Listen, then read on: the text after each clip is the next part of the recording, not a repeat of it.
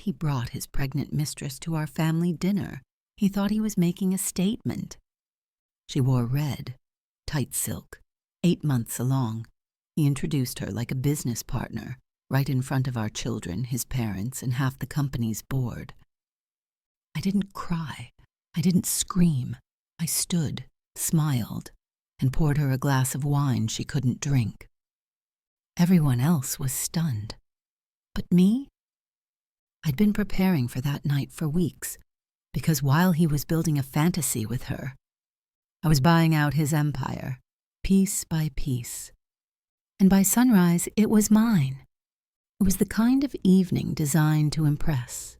A private dining room at the top of the Langford Tower, surrounded by sweeping city views and soft classical music humming under the buzz of chatter. Waiters moved like ghosts in black aprons, placing truffle amuse-bouches and pouring $1,000 Bordeaux into crystal stemware. This wasn't just dinner. It was a performance. The room was filled with the people who mattered. Board members, long-time investors, family members with legacy names and long money. It was the 10th anniversary of the company's IPO, an empire I had helped build from the second bedroom of our first apartment, and now it was worth $38 million on paper. That number sat on every commemorative menu in gold foil. Everyone toasted to it. Everyone looked at my husband like he was a visionary. I'd chosen my dress carefully. Black silk, sharp neckline, understated but deliberate. I sat beside Grayson, smiling, nodding, playing the role he had rehearsed with me 1,000 times over the years. The elegant, supportive wife, the woman behind the man, the mirror that reflected his light. And then he walked in. Late. Not alone. I knew something was wrong before I even turned my head. The way the room fell silent, like the sound had been sucked out of it with a vacuum. The forks paused mid-air. The conversations died mid-sentence, and all eyes turned to the entrance. There she was, Jenna. She wore a red silk dress so tight it could have been painted on, 8 months pregnant, blonde hair in a sleek bun, the same shade she used to wear when I was still signing her paychecks. Her heels were too high for someone so far along, but she moved like she knew exactly what she was doing. Grayson placed his hand gently on the small of her back and guided her into the room like a prize. His tie was slightly loosened, his smile just a little too smug. He didn't look at me. He didn't need to. I didn't blink. I didn't breathe. I just leaned back in my chair and watched. "Everyone," he said, raising his voice slightly, "I want you to meet someone very special to me. This is Jenna. She's expecting our son." There were gasps. Someone's champagne flute clinked against a plate. His mother clutched her pearls, actually clutched them. One of the junior partners at the table next to us let out a laugh and then covered his mouth like he couldn't believe he'd done it. And still, I said nothing. Grayson finally turned toward me. Maybe he expected a scene. Maybe he thought I'd run out in tears, flip a plate, cause a scandal.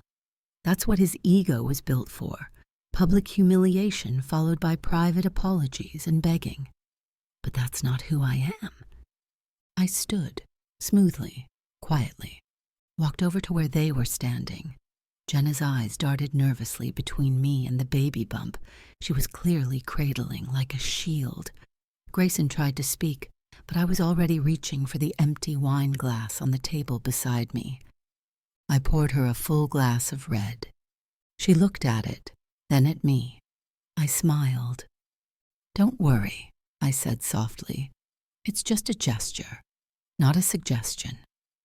And then I turned, placed the bottle back on the table, and returned to my seat. I cut into my duck confit without another word.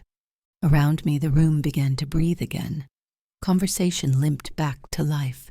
People were whispering now, not about the deal we'd just signed, but about the show they had just witnessed. They didn't know it yet, but they weren't watching a breakdown. They were witnessing the setup. Grayson didn't speak to me for the rest of the dinner. He stayed at the opposite end of the table, hand resting possessively on Jenna's belly, performing for the room. I let him. I let him believe that he had the spotlight, because while he was playing Father of the Year in front of 100 witnesses, I already had the board votes. I already had the share transfers. I already had the CFO ready to sign the internal audit report. All I had to do now was wait for sunrise. He thought this dinner was the beginning of a new life. What he didn't know was that it was the end of his. And I was the one who planned it. We didn't start out with millions. We started with 2 laptops on a folding table in the second bedroom of our old walk-up, back when rent was cheap and ramen noodles were our Friday night splurge. Grayson had the ideas. I had the structure. He dreamed big. I made it real. That's how we worked. That's how we built everything. The company started as a fintech platform, peer-to-peer lending before that was even trendy. He had a way of talking to investors that made them believe he'd already succeeded. I handled everything else. The compliance, the reporting, the hiring, the tax code. I taught myself corporate law by printing out legal templates at midnight and cross-referencing them with state filings while he slept on the couch, dreaming out loud. When the first round of seed funding came in, he celebrated by taking us out to a steakhouse. He ordered a bottle of champagne and told the waiter I was the reason we made it. That was the last time he ever gave me credit in public. We grew fast, too fast. Within 2 years, we had 15 employees, 4 office spaces, and our first acquisition. By the time we hit year 5, we were flying business class and arguing about where to build our second home, and that's when I stepped back. Not because I wasn't needed, but because I was told it would look better. Investors like seeing a founder with a clear leadership identity, he said, and a strong, stable family behind the scenes. You make people trust us. So I became the image of stability, the wife at the fundraiser, the mother on the annual report. I nodded through meetings, planned the company galas, made nice with board spouses. I was the face of the narrative he wanted investors to believe, and I watched him drift. He changed slowly, first his schedule, then his tone. He started calling the company his. I built this, he'd say in interviews. It was my vision. He went from saying we to saying me. I was told not to take it personally, that it was just business. But it was personal when he rewrote the pitch deck and took my name off the co-founder slide. It was personal when he removed me from the board with a mutual decision that I never agreed to. It was personal when I started hearing rumors, not about Jenna yet, but about a man who couldn't remember who helped him get to the top. I knew the signs. I watched his smile turn more performative. I watched him stay out later, take longer calls in other rooms, come home smelling like cologne that wasn't mine. He started doing that thing men do when they want to rewrite the narrative before they leave, picking fights over nothing, calling you dramatic, pretending you were the problem before anyone could notice he was already gone. I started watching him more closely. I stopped trusting the reports he gave me. I started digging, quietly, methodically. The first red flag came in a quarterly expense report, an $8,200 consulting payment to a vendor I'd never heard of. When I traced the shell account, it led to a corporate card attached to a holding company. That company was run by Jenna. Her name hadn't been on the payroll, but she'd been paid every month for 9 months, since shortly after one of our largest investment rounds had closed. That's when I stopped being hurt. That's when I got angry. But not loud, not reckless, not dramatic, strategic. I made copies, dozens. I sent encrypted backups to a lawyer I knew from a prior acquisition deal, a woman I trusted, because I once helped her destroy her own cheating ex in a merger fallout. I wasn't just looking for revenge. I was looking for leverage, and I had it. In email threads, in share transfer logs, in NDA violations that would make our investors scream if they ever saw the light of day. Grayson was preparing to make his next move, an amendment to the company's charter, one that would shift succession rights to include immediate biological heirs and allow advisory-level partners to receive voting proxy shares in exceptional circumstances. In other words, he was preparing to give Jenna and their unborn child a piece of the throne, my throne, the one I built while he played visionary. But what he didn't realize was that I had already drafted my own amendment. By the time he was buying red silk for his mistress, I was buying silence from 2 board members and loyalty from a third, with a single folder of internal emails that showed misuse of corporate funds. I didn't need to scream. I just needed to sign. Because while he was preparing to announce his future, I was preparing to take away his past. He thought he was careful. Maybe he was for a while. The late nights, the strategy off-sites, the out-of-town board meetings that weren't on the calendar. At first, he used his real expense accounts, dinners, flights, hotel stays, but as the affair grew, so did the effort to hide it. Unfortunately for him, I've always been better with details. It started with a wire transfer, just under $10,000, listed as a consulting retainer. The receiving account wasn't a business name.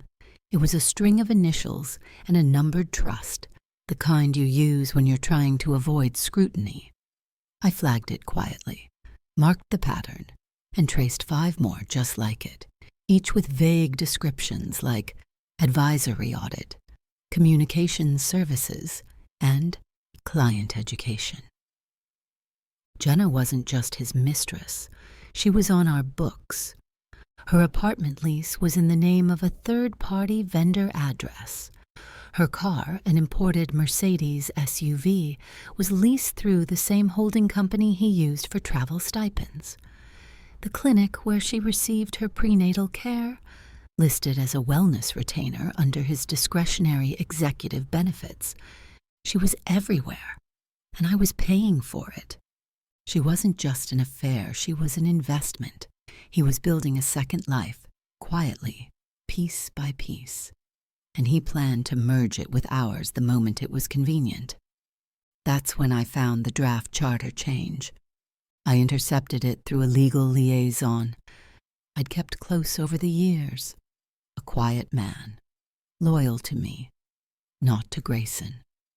The change had been prepared in secret, an amendment that would allow the board to recognize biological descendants as future stakeholders, regardless of marital status. It also created a new advisory tier that would grant a special strategic contributor temporary voting power in legacy matters. Jenna was about to become more than a mistress. She was about to become a shareholder. That was his plan. Destroy our marriage in public, present the child as a miracle, make himself a misunderstood visionary who had simply followed his heart, and then slide her into the empire I built. But he underestimated one thing. I never left the table. I had just leaned back, letting him play king while I memorized the map. So I moved. I called in a favor from one of our original angel investors, a woman who had once told me in confidence that she'd never trusted Grayson, but had always respected me. I invited her to coffee, handed her a folder with documentation of misuse, and said one sentence. When I make my move, I just need one vote. Yours. She gave it to me on the spot.